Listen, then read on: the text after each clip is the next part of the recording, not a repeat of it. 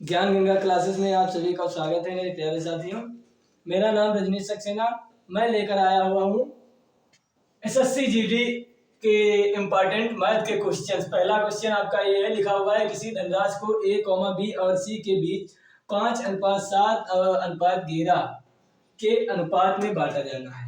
यदि b को a से ₹1500 अधिक मिलते हैं तो a का हिस्सा ज्ञात होगा।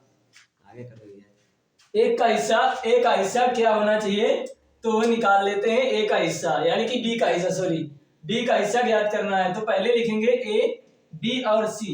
अनुपात कितना दिया हुआ है, 5, 7 और 11, यानी कि ए को 5 मिल रहा है, बी को 7 मिल रहा है, सी को 11 मिल रहा है।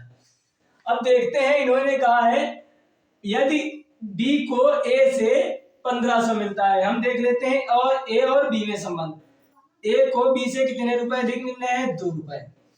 अब इन्होंने कितना लिखा है, 15, तो यानी कि 2 का रेशियो जो है वो 15 को दर्शा रहा है।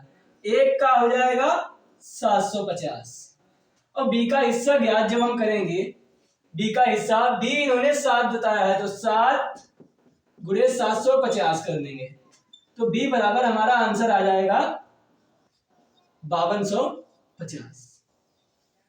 यही आपका राइट आंसर हो जाएगा मेरे प्यारे साथियों। दूसरा क्वेश्चन ये रहा मेरे प्यारे साथियों, लिखा हुआ है 9 अभाज्य संख्याओं का औसत ज्ञात कीजिए। औसत ज्ञात करने के लिए सबसे पहले हमें अभाज्य संख्या ढूंढनी पड़ेगी जो खुद से कटे, किसी और से ना कटे। तो उसके लिए सूत्र होता है औसत बराबर टोटल योग, संख्याओं का योग। इसको रखेंगे संख्याओं का योग। अरे यार, ये ऊपर रहेगा, संख्याओं का योग बटे कुल संख्या। तो संख्याओं का योग पहले देख लेते हैं। जो 1 तो 2 हो जाएगी, 3 हो जाएगी, 7 हो जाएगी, 11 हो जाएगी, 11 के बाद में 13 आपकी हो जाएगी, 13 के बाद में 17 हो जाएगी, 17 के बाद में 19 हो जाएगी और 19 के बाद में 23 हो जाएगी, यानी कि 1, 2, 3, 4, 5, 6, 7, 8। एक छूट रही है, 21 में के साथ 3 बेकार कर दो। हाँ, थोड़े मिस्टेक हो गई थी। 2 + 3, उसके बाद में +5 आएंगे, यहाँ पे +5 और +7, ये टोटल कितनी हो गई, 9 हो गई। अब इनका जो योग देखेंगे, यानी कि ऊपर जो इतनी संख्याएं हैं इनका सबका योग जो है आपका 100 बन रहा है, नीचे 9। 100/9 को अनुपात में कैसे लिखेंगे, 11 सही 1/9। ये आपका आंसर हो जाएगा राइट। अगर जिसको इस रूप में लिखना नहीं आता है वो क्या करेगा, ये भाग ऐसे कर लेगा 9 को, ठीक है। तो 9 यानी कि 11, 9 एकन 9, 9 नेमा 81, 9 दशावन 90, 11 नेमा 99।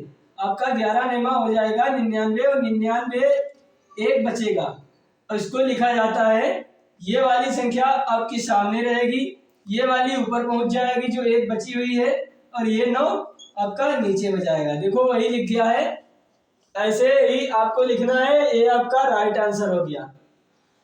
ये रहा आपका तीसरा क्वेश्चन, लिखा हुआ है √6, √8 और √21 का चतुर्थानुपाती ज्ञात करने के लिए सूत्र होता है चतुर्थानुपाती ज्ञात करने के लिए सूत्र होता है दूसरी संख्या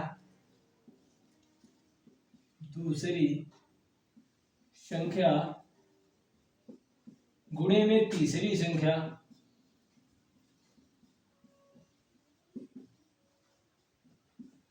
बटे में पहली संख्या।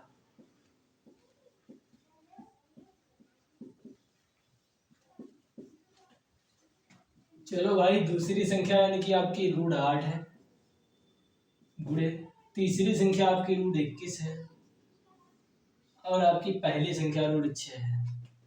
देखते हैं, इसको हल कर लेते हैं। हल करेंगे, इसकी गुणा हो जाएगी, रूट टोटल पूरे पे लगा लेंगे एक ही बार में, नीचे आपका 6 हो जाएगा, इसकी आपकी 168 हो जाएगी, 168। इसको इससे काटेंगे तो 6 दूनी 12, बचे 4, 48, 8 छंग 48, यानी कि आपका रूट छंग 6। हाँ सही सही सही बिल्कुल सही। आपके 28 हो गए।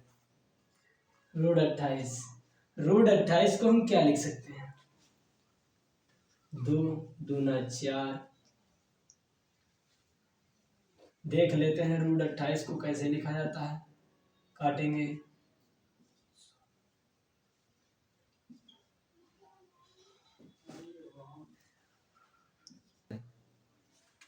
दो से काटेंगे 14, 2 से काटेंगे 7, 7 से काटेंगे 1, यानी कि इसको रूट के अंदर लिख लेंगे 2 गुणे 2 गुणे आपके 7। तो यानी कि ये वाली संख्या आपकी बाहर आ जाएगी, तो 2 रूट 7 आपके राइट आंसर हो जाएगा।